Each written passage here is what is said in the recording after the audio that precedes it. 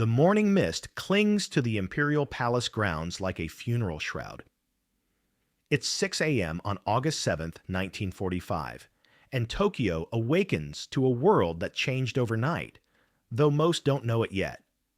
In a dimly lit briefing room deep within the government complex, Dr. Yoshio Nishina stands before a table scattered with urgent telegrams and radio transcripts. At 55, he carries himself with the quiet authority of Japan's most respected nuclear physicist. His weathered hands, which once built the nation's first cyclotron, now tremble slightly as he reads the impossible reports from Hiroshima. "One bomb," he whispers to himself, adjusting his wire-rimmed glasses. They claim one bomb destroyed an entire city. Around the mahogany table, military officials in crisp uniforms lean forward with expressions ranging from skepticism to outright dismissal.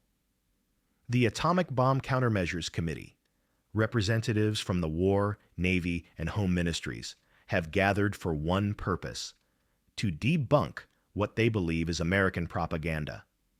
Professor Nishina, Lieutenant General Seizo Arisue's voice cuts through the morning stillness. "You've spent years studying atomic theory.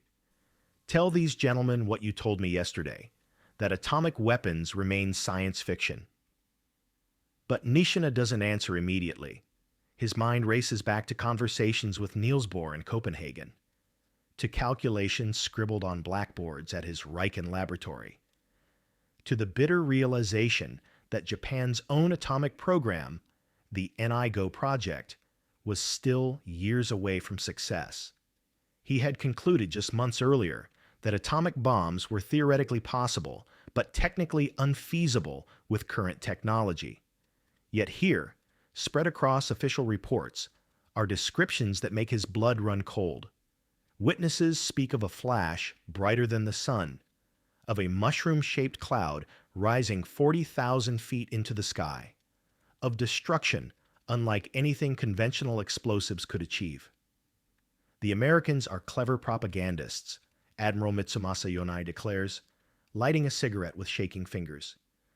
They want us to believe they possess some mythical superweapon. Nishina looks up from the reports, his face pale in the fluorescent light. For a man who has dedicated his life to unlocking the secrets of the atom, this moment carries unbearable weight. If these reports are true, if America has actually succeeded where Japan failed, then everything changes. Not just the war, but the very nature of human conflict. "Gentlemen," Nishina's voice is barely audible, "I must see Hiroshima myself." The room falls silent except for the tick of an antique clock on the wall. Outside, Tokyo continues its morning routine, unaware that one of their greatest scientists is about to embark on a journey that will confirm humanity's entry into the atomic age. What happens when the one man capable of distinguishing scientific fact from fiction discovers that his worst nightmares have become devastating reality? The investigation team assembles like characters in a dark drama, each carrying their own expectations and fears. Lieutenant General Arisue leads the group with military precision, but his confidence masks deep anxiety. Alongside Nishina, 6 other specialists prepare for what they assume will be a routine debunking mission. As their train pulls away from Tokyo Station, Nishina stares out the window at a Japan he barely recognizes. 4 years of war have transformed his homeland into a shadow of its former self. Cities lie in ruins from conventional bombing. Food is scarce. The people move with the weary determination of a nation pushed beyond its limits. But this mission isn't about Japan's suffering. It's about the possibility that suffering has taken an unimaginable new form. Professor, Major General Nobuji, sits across from Nishina, his uniform impeccable despite the chaos around them. "Help me understand your atomic research. You've spent years on the NIGO project. If atomic weapons were possible, wouldn't Japan have built them first?" Nishina's laugh is bitter. "Major, you once asked me why we couldn't simply use 10 kilograms of conventional explosives instead of uranium. You called my atomic research nonsense. The memory hangs between them like smoke. Japan's atomic program had been a study in frustration and limited resources. While Nishina and his team understood the theoretical possibilities, they lacked the massive industrial infrastructure required for uranium enrichment. Their thermal diffusion apparatus at Riken was destroyed by Allied bombing in April, a loss that effectively ended Japan's nuclear ambitions. The Americans have resources we could never dream of, Nishina continues, his voice dropping to a whisper. If they've truly built an atomic bomb, it represents an industrial achievement of staggering proportions. As the train rumbles southward, each mile brings them closer to answers none of them want to find. The other passengers, mostly refugees and military personnel, speak in hushed tones about strange reports from Hiroshima. Communications with the city ceased abruptly yesterday morning. Radio operators received only static, where once there had been constant chatter. Through the window, Nishina watches the landscape change from the familiar suburbs of Tokyo to increasingly rural terrain. The late summer heat shimmers off rice paddies, and farmers pause in their work to watch the train pass. These people have no idea that their nation may have just witnessed the dawn of a new era in human warfare. "Sir," a young aide approaches with a telegram. "Latest reports from our reconnaissance aircraft." Arisu reads the message, his face darkening. They confirm massive destruction, but the pattern is unusual. No crater, no scattered debris field, just a perfect circle of devastation with the most severe damage at the center. Nishina's pulse quickens. This matches theoretical predictions for an atomic blast. The energy released from nuclear fission would create exactly this pattern. Unlike conventional explosives that detonate on impact, creating craters and linear damage, an atomic bomb detonated in the air would produce a sphere of destruction. The train begins to slow as they approach the Hiroshima region. What should be a bustling approach to a major city reveals itself as an eerie void. No smoke from factory chimneys, no movement on parallel tracks, no radio chatter from the locomotive. Then the smell hits them. It seeps through the train windows despite their being closed. An acrid electrical odor unlike anything Nishina has experienced. It's not the familiar stench of conventional explosives or burning wood. This is something new, something that makes his skin crawl with scientific dread. "My God," whispers one of the team members, covering his nose with a handkerchief. As the train rounds a final curve, Hiroshima comes into view, or rather, what remains of it. Where once stood a city of 350,000 people, now stretches a wasteland of flattened debris extending to the horizon. At the center, where the downtown district once bustled with activity, absolutely nothing stands higher than a few feet. Nishina presses his face to the window, his scientific mind automatically cataloging what he sees. The destruction extends in a perfect radius from a central point. Buildings on the periphery lean outward, as if pushed by an enormous force emanating from the center. Most telling of all, there are no bomb craters, just the characteristic pattern of an aerial burst. "Professor," Arisu's voice is barely controlled, is this what an atomic explosion would look like?" Nishina cannot speak. His throat constricts as the implications crash over him like a tsunami. If this is an atomic bomb, then America has not only achieved nuclear fission, they've weaponized it with devastating efficiency. The theoretical has become horrifyingly real. As the train shudders to a stop at what remains of Hiroshima Station, Nishina realizes that everything he thought he knew about nuclear physics, about warfare, about the future of humanity, is about to be rewritten. The investigation that will confirm Japan's worst fears is about to begin.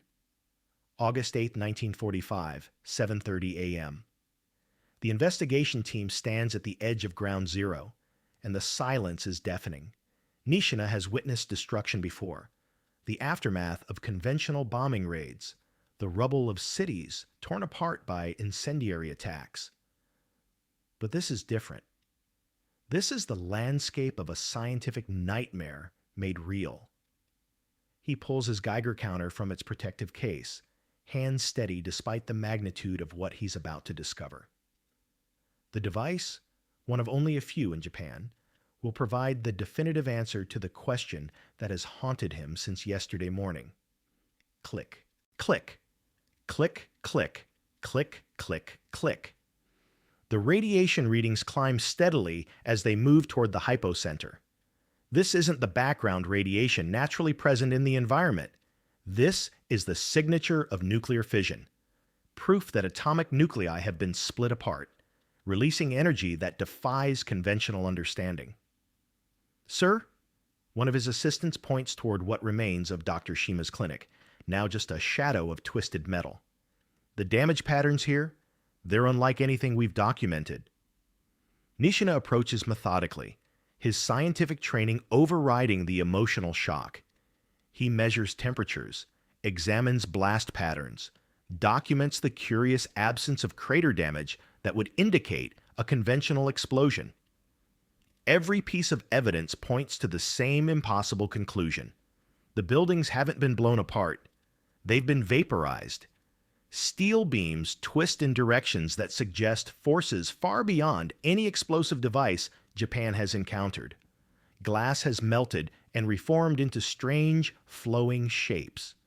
Most disturbing of all are the shadows. Human silhouettes burned permanently into concrete walls, marking the final moments of lives ended by forces beyond imagination. Professor Nishina, General Arisue's voice carries a tremor that wasn't there yesterday. What are your preliminary findings? Nishina kneels beside a section of concrete where the shadow of a woman carrying a child is etched in stark relief. The mother had been walking to work when the flash occurred. In one instant, temperatures reached 6,000 degrees Celsius, hot enough to vaporize human tissue while leaving shadows as permanent reminders of their existence. His hands shake as he takes measurements. The Geiger counter confirms what his heart already knows: residual radiation levels consistent with nuclear fission. The Americans haven't just built an atomic bomb, they've perfected it beyond anything Japan's scientists imagined possible. General, Nishina's voice cracks as he speaks, this is the work of nuclear fission. The Americans have successfully weaponized atomic energy. The words hang in the air like a death sentence. Around them, the investigation team falls silent, each man grappling with the implications. Japan's own atomic program, already years behind schedule and crippled by resource shortages, has been rendered obsolete overnight. As they move through the devastation, survivors emerge from makeshift shelters.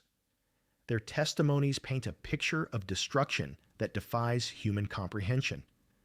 They speak of a flash brighter than the sun, followed by a heat wave that ignited everything combustible within miles. They describe people simply vanishing, not killed by conventional means, but eliminated so completely that only shadows remain. Nishina interviews a physicist from Hiroshima University who witnessed the explosion from several miles away. Professor, the man whispers, his face bearing radiation burns. I saw the mushroom cloud form. It rose 40,000 feet into the sky, exactly as our theoretical models predicted for an atomic explosion. The weight of confirmation settles on Nishina's shoulders like lead. He thinks of his laboratory at Riken, of the cyclotron he built with such pride, of the years spent pursuing atomic research in the name of scientific advancement. All of it pales before this demonstration of atomic power turned to destructive purpose. That evening, in a damaged building serving as temporary headquarters, Nishina sits alone with a sheet of paper. The official report must be written, but first, he writes a personal letter to a colleague. If the Americans had actually dropped an atomic bomb, it was time those involved in the Japanese bomb program, including himself, should commit harakiri. The words flow from his pen with devastating clarity. This isn't merely professional failure. It's the complete collapse of his worldview. He had spent his career unlocking the secrets of atomic energy, believing that scientific advancement would benefit humanity. Now he confronts the ultimate expression of that knowledge as an instrument of unprecedented destruction. The contemplation of suicide reflects more than personal shame. It represents the psychological devastation of witnessing theoretical physics transformed into mass destruction. Nishina realizes that he, along with atomic scientists worldwide, bears responsibility for opening Pandora's box. As he writes, reports arrive of similar destruction in Nagasaki. A second atomic bomb, dropped just 3 days later, confirms that America possesses not one experimental weapon, but an arsenal of atomic bombs ready for immediate deployment. Their character, he writes in another letter, exceeded the level of our character. This isn't merely about scientific achievement. It's about the willingness to use such devastating power. American scientists had not only solved the technical challenges of nuclear fission, they had overcome the moral obstacles to deploying it against civilian populations. The investigation continues for 3 more days, but Nishina already knows what his final report will conclude. Every measurement, every witness testimony, every piece of physical evidence confirms the unthinkable. America has successfully weaponized atomic energy with devastating efficiency. On August 12th, as he prepares to return to Tokyo, Nishina takes one final look at the ruins of Hiroshima. Where 350,000 people once lived and worked, now stretches a wasteland that will serve as humanity's first glimpse into the atomic age. The theoretical has become terrifyingly real, and the world will never be the same. His official report, delivered to Emperor Hirohito himself, will become one of the crucial factors in Japan's decision to surrender. The man who spent years trying to harness atomic energy for Japan now finds himself delivering the scientific confirmation that ends the war. As their train pulls away from the devastation, Nishina understands that he has witnessed more than military defeat. He has seen the future of human conflict, and it terrifies him beyond measure. The atomic age has begun, confirmed by a Japanese physicist's reluctant testimony to power beyond imagination. Dr. Yoshio Nishina returns to Tokyo a changed man. The confident physicist who left the capital 3 days earlier has been replaced by someone who understands the true cost of scientific achievement. His official report, delivered directly to Emperor Hirohito on August 13th, carries a weight that extends far beyond military intelligence. Your Majesty, Nishina's voice is steady but hollow as he presents his findings to the Japanese leadership. The Americans have successfully weaponized atomic fission. What we witnessed in Hiroshima represents a fundamental shift in the nature of warfare itself. The Emperor listens in silence as Nishina describes radiation measurements, blast patterns, and the systematic vaporization of an entire city. Each technical detail hammers home a single, devastating truth. Japan faces an enemy with unlimited destructive power. Foreign Minister Shigenori Togo later recalls the meeting. When Nishina confirmed that the Americans possessed atomic weapons, the Emperor's face became ashen. We all understood that continuation of the war had become impossible. 3 days later, Nagasaki falls to a second atomic bomb. The message is unmistakable. America doesn't possess one experimental weapon, but an entire arsenal ready for deployment. On August 15, 1945, Emperor Hirohito announces Japan's surrender, citing a new and most cruel bomb that threatens the total extinction of human civilization. Nishina's scientific confirmation has helped end the bloodiest conflict in human history, but the victory feels hollow. The man who dedicated his life to unlocking atomic secrets now confronts their ultimate expression as instruments of mass destruction. In the months following Japan's surrender, Nishina attempts to rebuild his shattered laboratory at Riken. American occupation forces, recognizing his expertise, initially permit him to continue nuclear research for peaceful purposes. But in November 1945, orders arrive from Washington. All Japanese cyclotrons must be destroyed. Nishina watches in silence as American soldiers dismantle his life's work and dump the pieces into Tokyo Bay. The symbolic destruction of Japan's nuclear capabilities marks the end of one era and the beginning of another, one in which atomic power remains the exclusive domain of its creators. "We opened the door to atomic energy," Nishina writes to a colleague in 1946, "but the Americans walked through first. Now, we must live with the consequences of discoveries we all helped make possible." The psychological toll of his Hiroshima investigation never fully heals. Nishina continues his research in theoretical physics, but colleagues notice a fundamental change in his approach. The enthusiastic pursuit of atomic secrets gives way to cautious consideration of scientific responsibility. When the Soviet Union conducts its first atomic test in 1949, Nishina understands immediately that the nuclear age has entered a new phase. The monopoly that ended World War II has become a competition that could end civilization itself. In his final years, Nishina becomes an advocate for the peaceful application of atomic energy. He helps establish Japan's nuclear research program, focusing exclusively on power generation and medical applications. The man who confirmed humanity's entry into the atomic age dedicates his remaining years to ensuring that nuclear technology serves constructive rather than destructive purposes. Today, as global nuclear tensions rise once again, Nishina's story serves as a sobering reminder of how quickly theoretical possibilities can become devastating realities. The gap between scientific breakthrough and military application proved far shorter than anyone anticipated in 1945. Modern scientists working on artificial intelligence, genetic engineering, and quantum computing might consider Nishina's experience as they push the boundaries of human knowledge. The same intellectual curiosity that drives scientific advancement can produce discoveries with consequences beyond imagination. In August 2025, 80 years after Hiroshima, the world possesses over 13,000 nuclear weapons, each far more powerful than the bombs that ended World War II. The atomic age that began with Nishina's reluctant confirmation has evolved into a permanent feature of human existence.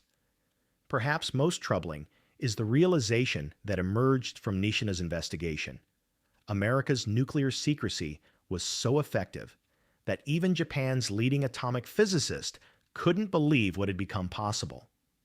In our current era of classified research and technological competition, what other scientific surprises await discovery? The physicist who had to tell Japan it was all real reminds us that the distance between theoretical possibility and practical application continues to shrink. In 1945, that realization came with the flash of atomic fire over Hiroshima. Today, it may come with developments we haven't yet imagined. Dr. Yoshio Nishina died in 1951, 6 years after confirming humanity's entry into the atomic age. His legacy serves as both a testament to scientific achievement and a warning about the responsibilities that come with unlocking nature's most fundamental secrets. The truth he discovered in Hiroshima's ruins continues to shape our world 8 decades later.